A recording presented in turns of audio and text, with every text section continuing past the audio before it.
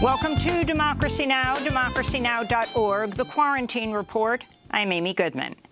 As historic protests continue to sweep the United States 2 weeks after the police murder of George Floyd, the Minneapolis City Council announced Sunday it will move to disband the city's police department. 9 members of the council, a veto-proof majority, made the vow during a community rally Sunday. This is Minneapolis City Council member Philippe Cunningham.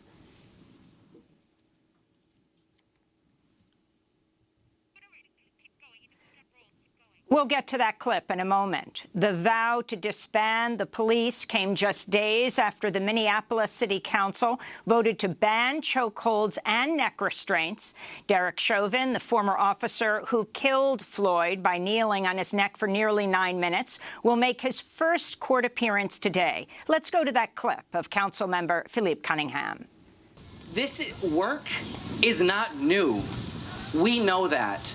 And across the entire city, over the past 2 weeks, we have seen that it is possible for us to keep our own community safe. In North Minneapolis, as the buildings were being broken and burned by white supremacists and extremists, MPD was nowhere to be found. While we have no paradigm for policing that is not rooted in white supremacy, we do have a paradigm and a way to have community safety that is rooted in community and justice. We'll have more on the historic City Council announcement after headlines with Minneapolis City Council member Jeremiah Ellison. We'll spend the rest of the show talking about defunding the police.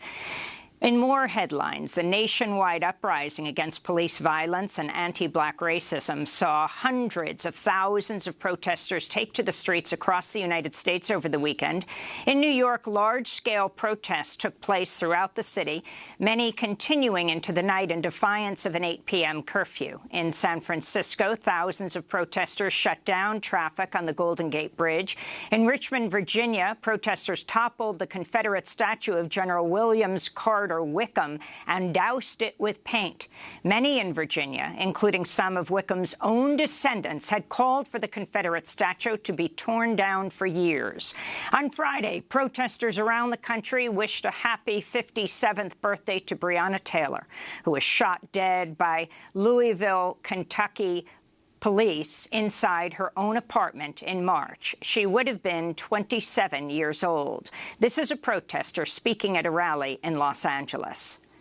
Today we're taking a stand against police brutality, and we're taking a stand against the system of oppression we see with the police department. And it's not that it's a white cop or a black cop or a Mexican cop. They don't have color in the police department. They have one color. It's blue. We'll bring you voices from the protests here in New York City later in the broadcast. In Washington, D.C., Mayor Muriel Bowser had the words "Black Lives Matter" painted on a section of 16th Street that leads to the White House. The words, in giant yellow capital letters, span more than a block and are visible by satellite photos from space. Black Lives Matter D.C. accused Bowser of engaging in performative actions and called out her past support for the district's police department. Protesters later painted the words "Defund the Police" next to the words "Black Lives Matter" in large yellow letters. Former Secretary of State Colin Powell became the latest Republican and prominent former Pentagon official to criticize Trump's militarized response to the protests. Powell also endorsed Joe Biden for president. This came as President Trump said Sunday he'd ordered the National Guard to leave the streets of Washington, D.C.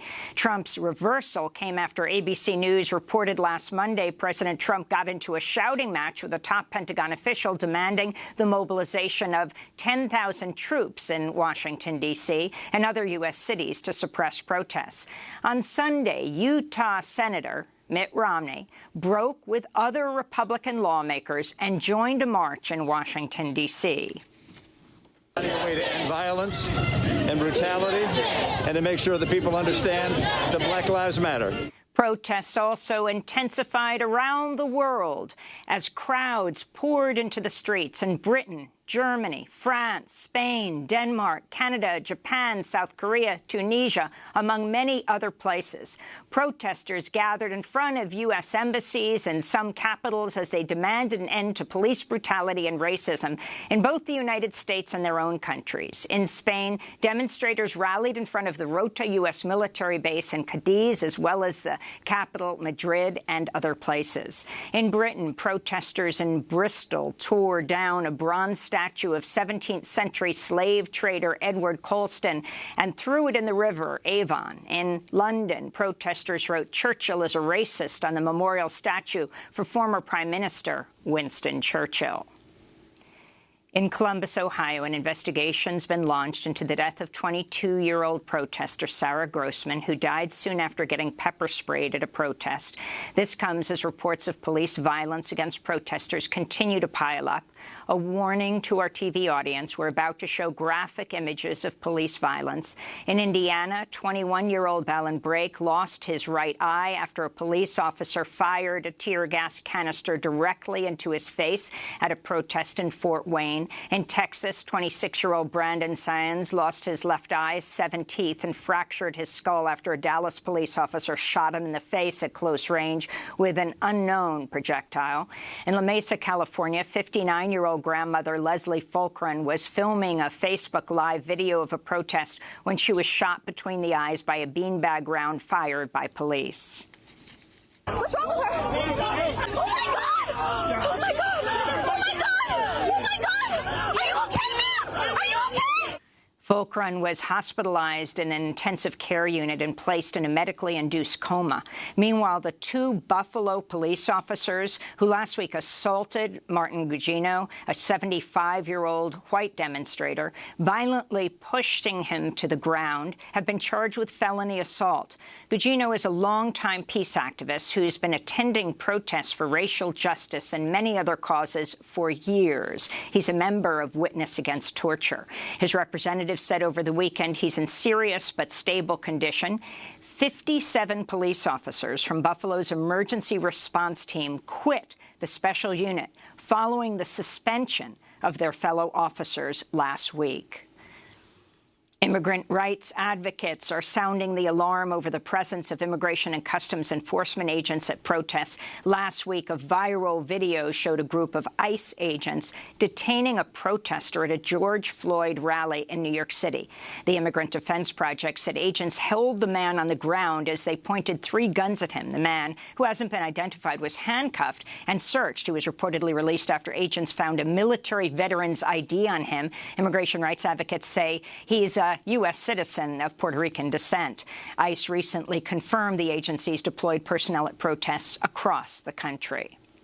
In Washington state, calls are mounting to fire and prosecute 4 police officers who killed Manuel Ellis, a 33-year-old black man, in March. Ellis was violently arrested and beaten by 4 officers on the side of the road. He died while he was being restrained and in handcuffs. He can be heard saying, "I can't breathe," on a police scanner. The county medical examiner ruled his death was a homicide. Meanwhile, a bereaved family is demanding answers after the fatal shooting of 28-year-old Maurice Gordon last month by a New Jersey police trooper. The state trooper, who has not been publicly identified, pulled Gordon over for a routine traffic stop. He then waited in the officer's car for over 30 minutes for a tow truck to arrive after Gordon's car wouldn't restart. The trooper reportedly shot and killed him when he tried to exit the vehicle. The Attorney General's office said video of the shooting would be released when the initial investigation's over. Maurice Gordon, originally from Jamaica, was a chemistry student and a driver for Uber Eats, a job classified as essential during the pandemic. In media news, the New York Times editorial page editor James Bennett has resigned following outcry from staff and readers of the publication of an op-ed by Republican Senator Tom Cotton about the protests. It was headlined, "Send in the Troops." Meanwhile, Stan Wisnowski, the top editor of the Philadelphia Inquirer, has resigned days after the paper published a piece headlined, "Buildings Matter Too." In other journalism news, the board of directors of the Committee to Protect Journalists sent a letter to U.S. governors, mayors, and police chiefs demanding they take immediate action to stop attacks on reporters covering the uprising. The Committee to Protect Journalists say they are investigating at least 280 reports of violence against journalists. The death toll from COVID-19 continues to surge in the United States, where it's passed over 110,000. This includes nearly 600 frontline healthcare workers, according to a new report by The Guardian. According to CNN, over the past hours alone, there have been 30,000 new infections and 700 deaths. In Arizona, some hospitals are on the verge of running out of intensive care unit beds as the number of COVID patients has reached a new high. Meanwhile, New York City begins to reopen today after 78 days of lockdown. More than 21,000 people have died in New York City from COVID. In other news, President Trump Friday visited a factory in Maine making medical swabs for COVID testing. Trump did not wear a mask while on the factory floor. The factory owner later said all swabs made during Trump's visit will be discarded. His health secretary, Alex Azar, also did not wear a mask. In Mexico, protests against police brutality erupted in the city of Guadalajara, Jalisco, last week, following the police killing of 30-year-old Giovanni Lopez Ramirez for allegedly not wearing a face mask. A video emerged Wednesday showing police officers carrying assault rifles forcing Lopez into a police pickup truck as witnesses screamed, demanding his release. Hours after his arrest, Lopez Ramirez's body was reportedly found by his family at a local hospital. In more news from Latin America, the Brazilian government of far-right President Jair Bolsonaro has stopped publishing new reported coronavirus deaths and infections. Brazil's health minister Friday took down a website that had published daily, weekly, and monthly numbers of COVID-19 cases and deaths. When the website went live again Saturday, the total numbers of infections for states and the entire country of Brazil were missing. Brazil recently overtook Italy as the country with the third highest COVID-19 death toll.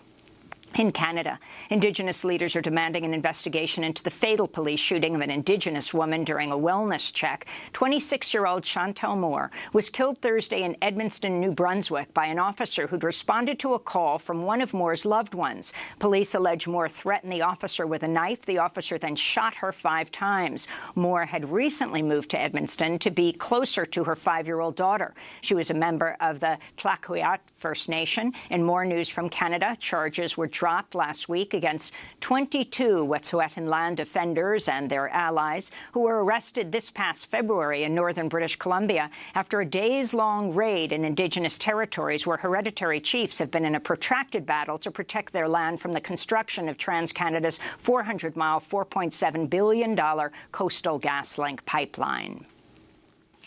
Back in the United States, President Trump invoked the memory of George Floyd Friday as he celebrated the government's recently released jobs report. Hopefully George is looking down right now and saying there's a great thing that's happening for our country. There's a great day for him. It's a great day for everybody. This is a great day for everybody. This is a great, great day in terms of equality. The Labor Department's May jobs report showed the economy gained 2.5 million jobs and the unemployment rate fell to 13.3%. However, the report contained a note warning of a misclassification error, indicating the unemployment rate is actually 3 points higher, or around 16.3%. The report also shows the unemployment rate went up for Asian and Black people. There's going to be a correction issued this week. The North Carolina Supreme Court ruled Friday over 100 death row prisoners will be given the opportunity to prove racism played a role in their sentences. Cassandra Stubbs of the ACLU celebrated the ruling, saying the ruling, quote, ensures we will be able to continue our journey as North Carolinians to really confront the legacy of race in capital trials, she said. And in sports news, the NFL has issued a video message in support of Black Lives Matter and apologized for rejecting Black football players' protests against police brutality and racism in the past. This is NFL Commissioner Roger Goodell. We, the National Football League, admit we were wrong for not listening to NFL players earlier and encourage all to speak out and peacefully protest. We, the National Football League, believe Black Lives Matter. In the video, the NFL Commissioner, Roger Goodell, did not name or directly apologize to Colin Kaepernick, the former San Francisco 49er quarterbacker, who was shunned from the league after he started taking the knee in 2016 during the national anthem as a protest against police violence. And those are some of the headlines. This is Democracy Now!, democracynow.org, The Quarantine Report. I'm Amy Goodman.